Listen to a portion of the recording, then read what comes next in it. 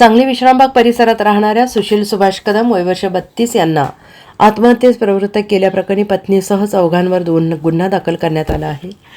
संसारात विघ्न आणून छळ केल्याची फिर्याद मृत सुशील यांच्या आई सुनंदा सुभाष कदम वय वर्ष 55 राहणार विश्रामबाग यांनी विश्रामबाग पोलीस ठाण्यात फिर्याद दिली आहे आणि सदरची घटना ही दिनांक 13 सप्टेंबर 2024 ते 7 नोव्हेंबर 2024 या कालावधीत घडली आहे.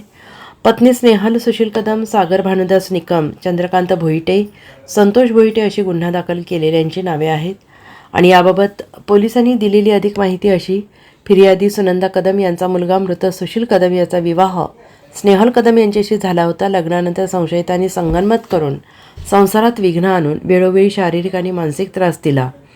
त्रास असह्य झाल्याने सुशील कदम यांनी दिनांक 7 नोव्हेंबर 2024 रोजी राहत्या घरी विषारी द्रव्य प्राशन करून आपले जीवन संपवले. सदर छळाची घटना ही दिनांक 13 सप्टेंबर 2024 ते 7 नोव्हेंबर 2024 या कालावधीत विश्रामबाग परिसरातील योगीराज अपार्टमेंट येथे घडली आणि या प्रकरणी सुशील यांच्या आई सुनंदा कदम यांनी फिर्याद दिली असून त्यांच्या फिर्यादीवरून आत्महत्येस प्रवृत्त केल्याप्रकरणी पत्नीसह चौघांवर गुन्हा दाखल झाला आहे.